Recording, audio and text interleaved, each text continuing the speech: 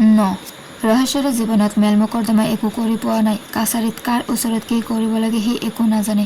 ডিম্বাশয় মণ্ডলে শিকাই দিয়া মতে সি প্ৰথমে তৰণী এজনৰ ওচৰলৈ গ'ল। তাৰ গোটেই কথাবোৰ কৈ মেলি তৰণীজনৰ হতুৱাই দৰখাস্তখন লিখাওঁতে প্ৰায় 1 ঘণ্টামান সময় লাগিল। দৰখাস্ত লিখি শেষ কৰি তৰণীয়ে টিকটৰ দাম, কাগজৰ দাম আৰু লিখাৰ খৰচ বুলি 10টা টকা দাবী কৰিলে। ৰহেশ্বৰৰ মনত এটা ভয় লাগিয়েই আছিল যে কাছাৰীৰ আওভাও নোপোৱা অকৰা মানুহ বুলি তৰণী মহৰীয়ে নিশ্চয় তাক ঠগি ল'বলগীয়াতকৈ বেছি টকা আদায় কৰিব। সি 10 টকাৰ পৰা কেইটামান টকা কমাবলৈ বহুতো খাট বান্ধ কৰি চেষ্টা কৰি চালে, কিন্তু তৰণী কোনোপধ্যেই হৈমান নহ'ল। অৱশেষত সি টকা 10টা তৰণীক দি দৰখাস্তখন লৈ হাকিমৰ অফিচৰ ফালে আগবাঢ়িল। তাৰ জেপত টকা বাকী থাকিলে আৰু মাত্ৰ 5টা। এটা অজানা ভয়ত তাৰ বুকুখন থপথপাবলৈ ধৰিলে। খেৰৰ চালিৰ তলত ঠেং ভগা চকীত বহি তৰণীগিৰি কৰা মানুহজনকে যদি 10টা টকা দিব লগা হয়, তেন্তে অফিচৰ পকীঘৰত ডাঙৰ ভাল চকীত বহি থকা কেৰাণী হাকিমক বা আৰু কিমান টকা দিব লগা হয়। কেৰাণী বাবুৰ অফিচ কোঠাৰ দুৱাৰমুখত থিয় হৈ ৰহেশ্বৰে দেখিলে কেৰাণী বাবুৱে বাওঁ হাতেৰে জুইশলা এডালেৰে কাণ এখন খজুৱাই খজুৱাই সোঁ হাতেৰে কলমডাল ধৰি ওচৰত থিয় হৈ থকা মানুহ এজনক খুব খঙেৰে কিবা কিবি কথা কৈ আছে। তেওঁৰ টেবুলত অজস্ৰ কাগজ-পত্ৰ। কেৰাণী বাবুৰ মূৰ্তি দেখিয়েই ৰহেশ্বৰৰ চুৰ্তি হেৰাবৰ উপক্ৰম হ'ল। সি ভয়ে ভয়ে দুৱাৰমুখতে কিছু সময় থিয় হৈ ৰ'ল। তাক দেখি কেৰাণীৰ ওচৰত থকা মানুহজনে জেপৰ পৰা চিগাৰেটৰ পেকেট এটা উলিয়াই কেৰাণীৰ মুখতে থৈ হাউত কৰে বাহিৰলৈ ওলাই গ'ল। কেৰাণী বাবুৱে ৰহেশ্বৰৰ উপস্থিতিলৈ ভক্ষেপ নকৰি খচখচ কৰে কিবা এটা লিখিবলৈ আৰম্ভ কৰিলে। মৰণত হৰণ দি এইবাৰ ৰহেশ্বৰে কেৰাণীৰ টেবুলৰ ওচৰত গৈ থিয় দি মাত লগালে, বাবু দৰখাস্তখন চাওকচোন। কেৰাণীয়ে ৰহেশ্বৰৰ কথালৈ কাণ নিদি একমনে লিখি যাবলৈ ধৰিলে। কিছু সময়ৰ মূৰত ৰহেশ্বৰে ভয়ে ভয়ে আকৌ মাত লগালে, বাবু। কেৰাণীয়ে এইবাৰ ধমক দি উঠিল, কি বাবু বাবু কৰি চিঞৰি আছা? দেখা নাইনে মই কিবা এটা জৰুৰী কথা লিখি আছো? চাও দিয়া। কিহৰ দৰখাস্ত আনিছা? আধি কেছৰ দৰখাস্ত। দৰখাস্তখন থৈ যোৱা আৰু এসপ্তাহৰ পিছত আহি কেতিয়া দিন পৰে জানি যাবাহি। এতিয়া যোৱা, আজি মোৰ বহুত জৰুৰী কাম আছে। কেৰাণীৰ কথা শুনি ৰহেশ্বৰৰ মূৰত সৰগ ভাগি পৰাৰ দৰে অৱস্থা হ'ল। মোকৰ্দমাৰ দিন কেতিয়া পৰে সেইটো জানিবলৈকে যদি আৰু এসপ্তাহৰ পিছতহে আহিব লাগে, তেন্তে মোকৰ্দমা কাছাৰীত উঠে মানে দেখোন ভাত মাহ শেষ হৈ যাব। তাৰ মনত বিশ্বাস আছিল যে দৰখাস্ত দিয়াৰ লগে লগে এসপ্তাহমানৰ মূৰতে মোকৰ্দমাৰ দিন পৰিব আৰু একেদিনে মোকৰ্দমা শেষ হৈ যাব। তেতিয়াই সি মাটিখিনি পূৰাকৈ নোৱাৰিলেও আধা আধি বোকা কৰি হ'লেও আহিনৰ প্ৰথম সপ্তাহত অন্তত কঠীয়া কেইডালমান গোজ মাৰি থ'ব পাৰিব। কিন্তু মোকৰ্দমা ছিগি শেষ হয় মানে যদি ভাত মাহটো পাৰেই হৈ যায়, তেন্তে এই বছৰ সি খেতি কৰিব কেনেকৈ? খেতি কৰিব নোৱাৰিলে সি পৰিয়ালটোক জীয়াই ৰাখিব কেনেকৈ? হাতজোৰ কৰি সি কাতৰ স্বৰেৰে কেৰাণীক ক'লে, মোৰ সৰ্বনাশ হৈছে দেউতা। মাটিডৰা সোনকালে মুকলি কৰি খেতিটো কৰিব নোৱাৰিলে মই নিগমে মৰিম। আপুনি হাতোটা ল'ৰা ছোৱালীৰ বধৰ ভাগি নহ'ব দেউতা। আজিয়ে মোক মোকৰ্দমাৰ দিনটো দিয়ক আৰু এসপ্তাহ মানতে মোকৰ্দমাটো শেষ হোৱাৰ ব্যৱস্থা কৰক। এইকণ উপকাৰ মোক কৰি দিয়ক দেউতা। মই গোটেই জীৱন আপোনাৰ চৰণত দাস হৈ থাকিম। কেৰাণী বাবুৱে চকীখনত পোন হৈ বহি ৰহেশ্বৰৰ মুখলৈ চাই এটা নিৰ্মম বিদ্ৰূপৰ হাঁহি মাৰিলে। তেওঁ জীৱনত বহুতো মানুহ দেখিছে, কিন্তু এইটোৰ নিচিনা গাঁৱলীয়া অলগৰ্ধ ভূত কেতিয়াও দেখা নাছিল। বিদ্ৰূপৰ মাতেৰে তেওঁ ক'লে, হেৰা ভকত, তুমি এইখন পকা মিঠৈৰ দোকান পাইছা নেকি যে পইচা পেলাই দিবা আৰু পকা মিঠৈ লৈ যাবা? এইখন কাছাৰী বুজিছা? কাছাৰী। ভুকুতে কল পকিলেও ইয়াত ভুকুতে মোকৰ্দমাটো নপকে। তোমাৰ মোকৰ্দমা এসপ্তাহ কিয় এবছৰতো শেষ হোৱাৰ আশা নাই। 70 চনতে দিয়া মোকৰ্দমা এতিয়ালৈকে একুৰিমান পৰি আছে আৰু তুমি আজি দৰখাস্তখন দিয়ে কাইলৈ মোকৰ্দমাটো শেষ কৰিবলৈ বিচাৰা। দৰখাস্তখন থৈ তুমি এতিয়া যোৱা আৰু এসপ্তাহ মানৰ পিছত খবৰ এটা কৰিবা। কথাখিনি শেষ কৰি কেৰাণী বাবুৱে আকৌ লিখিবলৈ বুলি কলমডাল হাতত তুলি ল'লে, কিন্তু হঠাৎ টেবুলৰ ওপৰত পৰি থকা চিগাৰেটৰ পেকেটটোলৈ চকু যোৱাত চিগাৰেট এটা জ্বলাই ল'বলৈ মন কৰি তেওঁ পেকেটটো খুলিলে। পেকেটটো খুলিয়েই তেওঁ ঘপকৰে ৰৈ গ'ল। চিগাৰেটৰ পেকেটটোত চিগাৰেটৰ পৰিৱৰ্তে আছে এখন 10 টকীয়া নোট। কেৰাণী বাবুৱে ইখত অপ্ৰস্তুত হৈ ৰহেশ্বৰৰ মুখলৈ চালে আৰু ৰহেশ্বৰৰ বিস্মিত মুখ-ভংগী দেখি তেওঁৰ হঠাৎ খং উঠি গ'ল। খঙত জকজকাই উঠি তেওঁ ভেকাহি মাৰি ক'লে, তোমাক যাবলৈ কৈছিলোঁ নহয়, কাণেৰে ভালকৈ শুনি নোপোৱা নেকি? কামৰ সময়ত এনেকৈ দিগদাৰ কৰি থাকিলে তোমাৰ মোকৰ্দমা ভাল নহ'ব কিন্তু।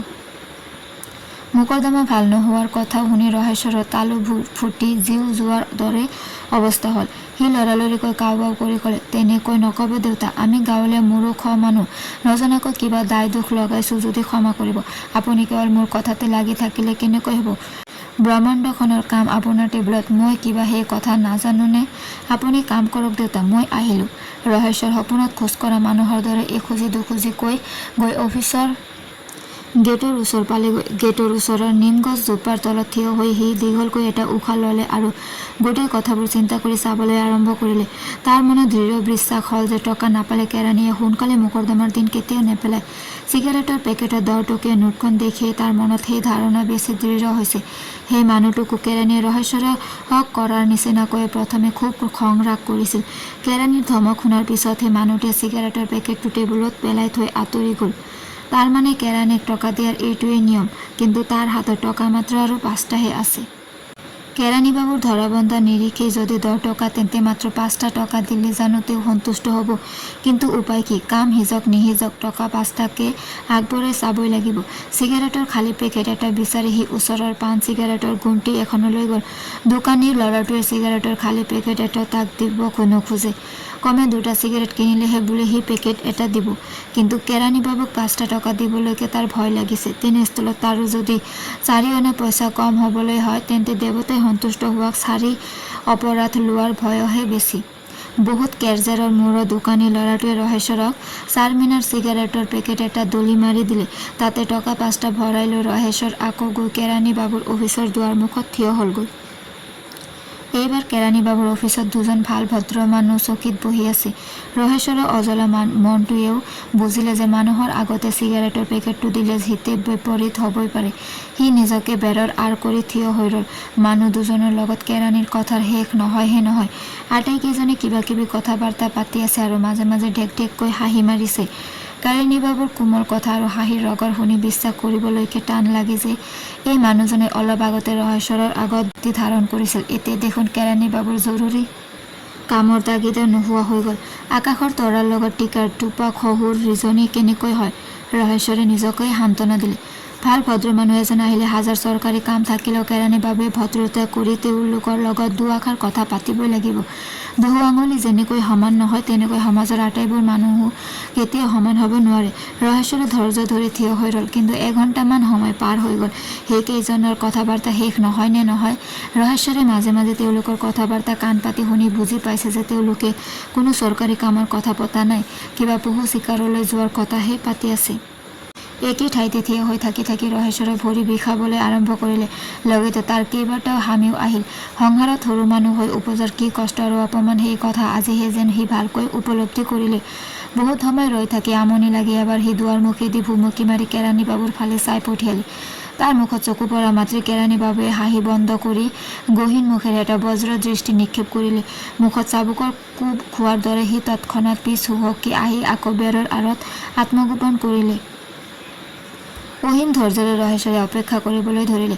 কিমান সময় পাৰ হৈ গৈছিল ৰহেশ্বৰৰ সেইবোৰ হিচাপ নাই, কিন্তু তাৰ অনুভৱ হ'বলৈ ধৰিলে যেন অনন্তকাল ধৰি সি একে ঠাইতে অপেক্ষা কৰি আছে। কেৱল যে মুহূৰ্তবোৰহে পাৰ হৈ গৈছে এনে নহয়। কেৰাণীবাবুৱে পহু চিকাৰৰ গল্পত মচগুল হৈ থাকি মানে তাৰ খেতিৰ বতৰো হু হুকৈ পাৰ হৈ যাব ধৰিছে। ৰৈ থাকি থাকি আমনি লাগি সি মুহূৰ্তে মুহূৰ্তে হামিয়াবলৈ আৰম্ভ কৰিলে।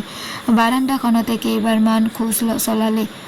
পৰ্দাৰ ফাঁকেদি দুবাৰমান ভিতৰলৈ ভুমুকিয়াই চালে আৰু অৱশেষত এটা প্ৰকাণ্ড আৰ্তনাদ কৰি উঠিবলৈ তাৰ মন গ'ল। ঠিক তেনে সময়তে খাকী কাপোৰ পিন্ধা মানুহ এটাই হাতত এবোজা কাগজ লৈ হাকিমৰ কোঠাৰ পৰা ওলাই আহি কেৰাণীবাবুৰ কোঠাত সোমাব খোজোতেই ৰহেশ্বৰৰ গাত খুন্দা খুন্দি লাগিল। খঙতে মানুহটোৱে ধমকি দি উঠিল, কৰ অন্দলা এইটো? অফিচৰ দুৱাৰমুখত জুমাজুমি কৰি কি কৰিছ? বাহিৰ হ ইয়াৰ পৰা। পিয়নৰ ধমক শুনি ৰহেশ্বৰৰ ইমান ভয় লাগিল যে বহুত সময়লৈকে তাৰ বুকুখন ধিপধিপাই থাকিবলৈ ধৰিলে। কিছু সময়ৰ মূৰত পিয়নটো ওলাই আহি আকৌ হাকিমৰ কোঠাৰ ফালে যাব খোজোতে ৰহেশ্বৰে মৰণত হৰণ দি চোঁচা মাৰি গৈ পিছফালৰ পৰা কাতৰ স্বৰেৰে তাক মাত লগালে, পিয়ন বাবু। পিয়নটোৱে ধমকি ৰৈ ঘূৰি চালে। ৰহেশ্বৰৰ মূৰৰ পৰা ভৰিলৈকে বিজুলী বেগেৰে এবাৰ নিৰীক্ষণ কৰি তাৰ অভিজ্ঞ হিচাপী দৃষ্টিত মুহূৰ্ততে এটা বেলেগ ভাৱ ফুটি উঠিল। নিজৰ গুৰুত্ব বঢ়াবৰ কাৰণে সি মুখত এটা গাম্ভীৰ্য আৰু ব্যস্ততাৰ ভাৱ আনিবলৈ চেষ্টা কৰি মাত লগালে, কি ক'ব খুজিছিলা? পিয়নৰ ভাৱভংগী দেখি ৰহেশ্বৰে মৰা দেহালৈ প্ৰাণ অহা যেন অনুভৱ কৰিলে। মাতটোত যিমান পাৰে কাতৰতা ঢালি সি ক'লে, বৰ ডাঙৰ বিপদত পৰিছোঁ পিয়ন বাবু। মই বুজিছোঁ আপুনি ৰক্ষা নকৰিলে মোক ৰক্ষা কৰোঁতা কোনো নাই। মোৰ আধি মোকৰ্দমাৰ তাৰিখটো। পিয়নটোৱে ইফালে সিফালে পুলুক পালাককৈ চাই ক'লে, এইফালে আহা। দুই তৰণী মহৰি বহা চালি ঘৰটোৰ নিৰ্জন কোণ এটা চাই বেঞ্চ এখনত বহিয়েই পিয়নে মাত লগালে, বিড়ি চিগাৰেট কি আছে এটা উলিওৱাচোন। কামৰ প্ৰতাপত আজি দিনৰ দিনটো চিগাৰেট এটা খাবলৈ সময় পোৱা নাই। কথাষাৰ কৈ পিয়নে জেপৰ পৰা ৰুমালখন উলিয়াই নিজৰ মুখখন বিচিবলৈ ধৰিলে। ৰহেশ্বৰে ভয়ে ভয়ে ক'লে, পিয়ন বাবু আমি গাঁৱলীয়া চহা মানুহ, চিগাৰেট খোৱাৰ ক'ত সাধ্য আছে। চাদা চোৰত এটাকে ধৰিব নেকি। কথাষাৰ কৈয়েই অতি সংকুচিতভাৱে সি জেপত হাত ভৰালে। পিয়নে মুখত বিৰক্তি প্ৰকাশ কৰি ক'লে, ঘৰত যি খোৱা খাই থাকা, কিন্তু অফিচ কাছাৰীলৈ আহিলে জেপত চিগাৰেট এপেকেট থাকিবই লাগে। বুজিছা। যোৱা দৌৰ মাৰি চিগাৰেট এপেকেট লৈ আহাগৈ, লগতে তামোল এখনো আনিবা। তোমালোকৰ জহতে যদি তামোল এখন চিগাৰেট এটা নাখাওঁ তেন্তে আমি খাম কেনেকৈ। যোৱা আকৌ দেৰি কৰিছা কিয়। হাকিমে কেতিয়া মাতি পঠিয়াই তাৰ ঠিক নাই। এবাৰ কিন্তু মই উঠি যাবলৈ হ'লে মোৰ লগত আৰু তোমাৰ কথা পতা নহ'ব। চন্ত চালিত পুতলাৰ দৰে ৰহেশ্বৰ উঠি থিয় হ'ল আৰু ভৰি দুখন চোঁচৰাই সি পাণ চিগাৰেটৰ দোকানৰ ফালে আগবাঢ়িল। জেপত টকা আছে মাত্ৰ 5টা। সেই 5টা টকাকে সি কেৰাণী বাবুক আগবঢ়াম বুলি মানস কৰি থৈছিল। এতিয়া যদি পিয়নক পাণ চিগাৰেটৰ পূজা দিওঁতেই তাৰে এটা টকা খৰচ হয়, বাকী থাকিব মাত্ৰ 4টা টকা। কোনটো হাঁহিৰে সি কেৰাণীলৈ আগবাঢ়াব। তদুপৰি পিয়নে যে কেৱল পাণ চিগাৰেট খায়ে সন্তুষ্ট হ'ব আৰু আচল কামৰ কথা ওলোৱাৰ পিছত নগদ দক্ষিণা দাবী নকৰিব, তাৰ কি মানে আছে। কি কৰোঁ কি নকৰোঁ ভাবি থাকোঁতেই সি পাণ দোকানৰ ওচৰ পালেগৈ আৰু নিজে তাৰ মুখৰ পৰা ওলাই পৰিল, চিগাৰেট এপেকেট দিয়াচোন। কি চিগাৰেট, দোকানীয়ে সুধিলে। আটাইতকৈ সস্তা দামৰ কি চিগাৰেট আছে তাকে দিয়া। তামোল এখনো দিবা। এপেকেট চাৰমিনাৰ চিগাৰেট আৰু তামোল দুখনলৈ ৰহেশ্বৰ পিয়নৰ ওচৰলৈ ঘূৰি আহিল। তাৰ জেপত পইচাৰ পৰিমাণ যিভাৱে কমি যাবলৈ ধৰিলে, মনত ঠিক সেইভাৱে ভয়টো বেছি হৈ যাবলৈ ধৰিলে।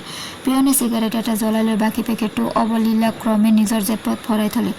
মুখত তামোলখনৰ পাকটো উঠাৰ পিছত চিগাৰেটত হুক টান এটা মাৰি লৈ পিয়নে মাত লগালে, তাৰপিছত কোৱাচোন তোমাৰ কি ক'ব লগা আছিল। ৰহেশ্বৰে যিমান পাৰে চমুকৈ নিজৰ সবিশেষ বিক্ৰান্তকৈ অৱশেষত পিয়নৰ গাত ধৰি কাতৰ মাতেৰে ক'লে, পিয়ন বাবু এতিয়া আপোনাৰ ওপৰতেই মোৰ সৰ্ব ভৰসা। এসপ্তাহ মানতে মোৰ মোকৰ্দমাটো নিষ্পত্তি কৰি দিয়াৰ ব্যৱস্থা এটা কৰক।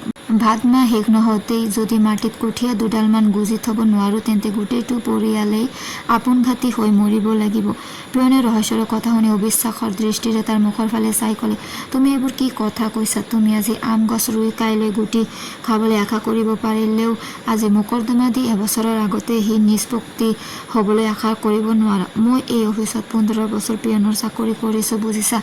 আজিলৈকে এটা মোকৰ্দমা 3 বছৰ আগতে ছিগি শেষ হোৱা নেদেখিলোঁ। মোকৰ্দমা কেৱল তোমাৰটোহে বুলি ভাবিছা নেকি। কত মোকৰ্দমা পৰি আছে। এজন হাকিমে কেইটা মোকৰ্দমা সুধি শেষ কৰিব। এনেকুৱা অসম্ভৱ আশা তুমি ভুলতো মনত ঠাই নিদিবা। পিয়নে আৰু এটা চিগাৰেট জ্বলাই ল'লে। ভয় আৰু দুশ্চিন্তাত ৰহেশ্বৰৰ জিভাখন শুকাই তপত খোলাৰ দৰে খৰখৰীয়া হ'ল। কোনোমতে হেপ ঢুকি সি কান্দো কৰি মাত লগালে, তেন্তে মোৰ কি উপায় হ'ব পিয়ন বাবু। মোকৰ্দমা ছিগোতেই যদি 3 বছৰ লাগে, যদি 3 বছৰ দিন ধৰি মই মাটিত খেতি কৰিবলৈকে নাপাওঁ, তেন্তে এই 3 বছৰে মই খাম কি, ল'ৰা ছোৱালীক খুৱাম কি। হাত দুখন জোৰ কৰি পিয়নৰ ভৰিৰ ফালে টোৱাই ৰহেশ্বৰে প্ৰায় আৰ্তনাদৰ সুৰত ক'লে, আপুনি কিবা এটা উপায় কৰক পিয়ন বাবু। এইবাৰ খেতিটো কৰিবলৈ মোক মাটিডৰা মুকলি কৰি দিয়ক। মই আন ঈশ্বৰ চিনি নাপাওঁ, আপোনাকে ঈশ্বৰ বুলি পূজা কৰি থাকিম। পিয়নে কিছু সময় গভীৰভাৱে চিন্তা কৰাৰ দৰে মুখ ভংগী কৰি কিছু পৰৰ মূৰত মাত লগালে, তুমিতো জানিছাই মইতো হাকিম নহয়, এটা সামান্য পিয়নহে। মই আৰু বেছি কি কৰিব পাৰোঁ। তথাপি মই কেৰাণী বাবুক ভৰিহে হাতে ধৰি কৈ মেলি তোমাৰ মোকৰ্দমাৰ দিনটো যাতে সোনকালে পৰে তাৰ কাৰণে যিমান পাৰোঁ চেষ্টা কৰিম। কিন্তু 3 বছৰত হ'ব লগা কাম 6 মাহ বা এবছৰত হ'বলৈ হ'লে তুমি কিছু পইচা খৰচ কৰিব লাগিব। তুমি খোজকাঢ়ি 20 মাইল বাট যাবলৈ হ'লে দিনটো লাগে, কিন্তু মটৰ বাছত উঠি দিনটোৰ বাট ঘণ্টাটোতে যাবলৈ হ'লে তুমি নিশ্চয় কিছু পইচা খৰচ কৰিব লাগে। এইটো ঠিক তেনেকুৱাই কথা বুজিছা। ঘৰ খেদাকৈ কাম কৰিবলৈ হ'লে কিছু পইচা খৰচ কৰিবই লাগিব। ৰহেশ্বৰে নিজে ক'ব নোৱাৰাকৈ তাৰ হাত দুখন আপোনা-আপুনি তাৰ জেপলৈ গ'ল। জেপত থকা টকা 4টা আৰু ভঙা পইচাখিনি সি এবাৰ লিৰিকি বিদাৰি চালে। সি এতিয়া বুজি পাইছে যে তাৰ শক্তিৰ একমাত্ৰ উৎস তাৰ নিজৰ জেপটোহে, মানুহৰ দয়া মায়া বা ন্যায় ধৰ্ম নহয়। টকাকেইটাকে খামুচি ধৰি সি ক'লে, মই বৰ দুখীয়া মানুহ পিয়ন বাবু। গাটো কটাৰীৰে ৰেপিলেও তেজ এটোপা কিজানি নোলাব। কিমান পইচা খৰচ কৰিলেনো কাণটো সিজিব বুলি ভাবিছে। পিয়নে এবাৰ ৰহেশ্বৰৰ মুখলৈ চালে, তাৰপিছত মনে মনে কিবা এটা হিচাপ কৰিলে। কিছু সময় নীৰৱ হৈ থাকি অৱশেষত সি মাত লগালে, এমাহৰ ভিতৰতে মোকৰ্দমাৰ দিনটো পেলাবলৈ হ'লে কেৰাণী বাবুক অতি কমকৈ হ'লেও টকা 20টামান যাচিব লাগিব। মোকৰ্দমাৰ ৰূপ চাই তাৰ পিছৰ কথা পিছত হ'ব, আৰু মোৰো যে কিছু খাটনি হ'ব সেই কথা তুমি নিশ্চয় বুজিছাই। তাকে চাই তুমি মোক কি দিব খোজা নিজে বিবেচনা কৰি দিবা। কিন্তু এটা কথা তোমাক এতিয়াই কৈ থওঁ, নহ'লে তুমি মোক পিছত মিছাকৈ দুখ দিবা।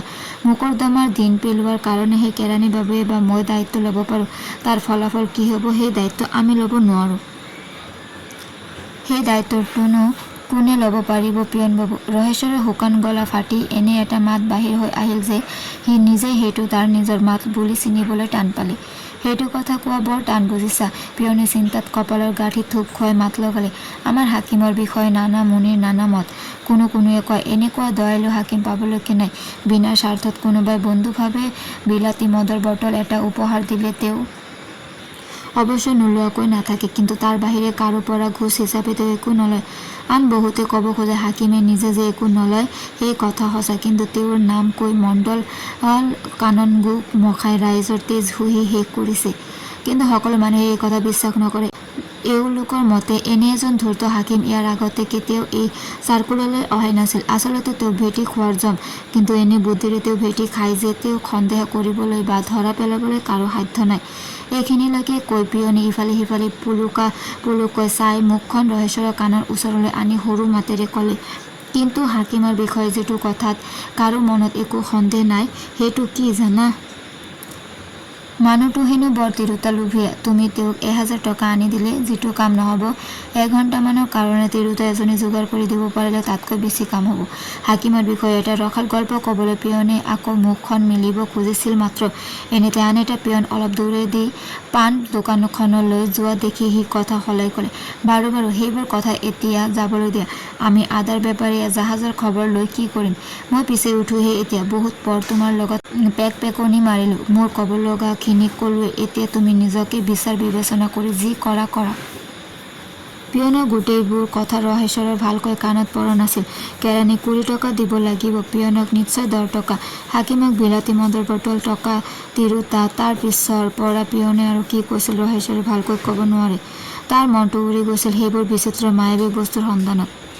টকা, মদৰ বটল, তিৰোতা, স্বৰ্গৰ পাৰিজাত ফুলতকৈও যিবোৰ বস্তু তাৰ কাৰণে বেছি দুৰ্লভ, অথচ ত্ৰিভুৱন চলাত কৰি হ'লেও সি সেইবোৰ বস্তু সংগ্ৰহ কৰিবই লাগিব। নহ'লে সি তাৰ 14 পুৰুষৰ সম্পত্তি, তাৰ জীৱন ধাৰণৰ একমাত্ৰ সম্বল মাটিৰ দ্বাৰা কেতিয়াও উদ্ধাৰ কৰিব নোৱাৰে। সি বাটৰ ভিকহত পৰিণত হ'ব। তাৰ চকুৰ আগতে তাৰ ল'ৰা তিৰোতাই খাবলৈ নাপাই তিলে তিলে মৰিব। টকা, তিৰোতা, মদৰ বটল। হঠাৎ কেনেবাকৈ পিয়নৰ শেষৰ কথাকেইটা তাৰ কাণত সোমাল আৰু সি ভয়ংকৰ দুঃস্বপ্নৰ টোপনিৰ পৰা খকমককৈ সাৰ পোৱা মানুহৰ দৰে আৰ্তস্বৰেৰে মাত লগালে, পিয়ন বাবু আৰু ক্ষন্তেক সময় ৰ'ব, আপোনাৰ ভৰিত ধৰি মাতিছোঁ আৰু ক্ষন্তেক সময় ৰ'ব। মই এতিয়া কি কৰিব লাগিব ভালকৈ কৈ যাওক। পিয়নে উঠি থিয় হৈ ক'লে, তোমাক দেখোন ক'লোৱে মোকৰ্দমাৰ দিনটো যদি সোনকালে পেলাব লাগে তেন্তে কেৰাণীবাবুৰ কাৰণে টকা 20টা মোৰ হাততে আজি দি যোৱা। মোক বাৰু বেছি দিব নালাগে। তুমি দুখীয়া মানুহ, ময়ো দুখীয়া মানুহ, দুখীয়াই দুখীয়াৰ তেজ খাব নাপায়।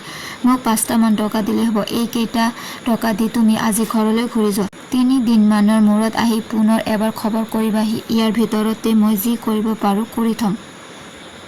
জেপৰ টকাকেইটাত হাতৰ খামুচটো ঢিলা কৰি ৰহেশ্বৰো থিয় হ'ল। তাৰ ভৰি দুখন থকথক কৰি কঁপিবলৈ ধৰিছিল। কোনোমতে নিজকে চম্ভালি লৈ সি ভয়ত শুকাই যোৱা মাতেৰে ক'লে, পিয়ন বাবু, মোৰ হাতত এতিয়া পূৰাকৈ 5টা টকাও নাই, অথচ মোকৰ্দমাৰ দিনটো সোনকালে নপৰিলে মই নিশ্চয়কৈ আপোনঘাতী হৈ মৰিব লাগিব। আপুনি আজি এইকেইটা টকাকে ৰাখক। মই 3 দিনৰ ভিতৰতে পাৰোঁ, এসপ্তাহৰ ভিতৰতে পাৰোঁ, বাকীকেইটা টকা যেনে তেনে যোগাৰ কৰি আপোনাক আকৌ দেখা কৰিম। কিন্তু মোকৰ্দমাৰ দিনটো পেলাবলৈ আপুনি মই অহালৈ বাট নাচাব। ইয়াৰ ভিতৰতে কিবা এটা কৰি থ'ব। গোসাঁইৰ নামত শপত খাই মই বাক্য দিছোঁ, মই ভিক্ষা কৰি পাৰোঁ, চুৰি ডকাইতি কৰি পাৰোঁ, আপোনাৰ পাবলগীয়া টকাকেইটা যেনে তেনে দিম। ৰহেশ্বৰে জেপৰ পৰা টকাকেইটা উলিয়াই পিয়নৰ হাতলৈ আগবঢ়াই দিব খুজিছিল, মাত্ৰ এনেতে পিয়নে সন্তুষ্টভাৱে চাৰিওফালে চকু ফুৰাই চাই মাত লগালে, হে কি কৰা, তুমিও দেখিছো অকৰা যে অকৰা, অতি সাংঘাতিক অকৰা মানুহ, নিজতো মৰিবাই, আনকো লগতে ডুবাই মাৰিবা। এইবোৰ কাম সকলোৱে দেখা শুনাকৈ এনেকৈ কৰিব নাপায় নহয়। বলা তোমাক ৰাস্তাৰ ফালে অলপ আগবঢ়াই দি আহোঁ। ৰাস্তাৰে কিছু দূৰ আগবাঢ়ি গৈ এডোখৰ নিৰ্জন ঠাই পাই পিয়নে ক'লে, চাও তোমাৰ হাতত কেইটা টকা আছে, আজি তাকে দি যোৱা। একেবাৰে সুদা মুখেৰে মই কেৰাণী বাবুক তোমাৰ হৈ খাতিৰ ধৰিব নোৱাৰিম।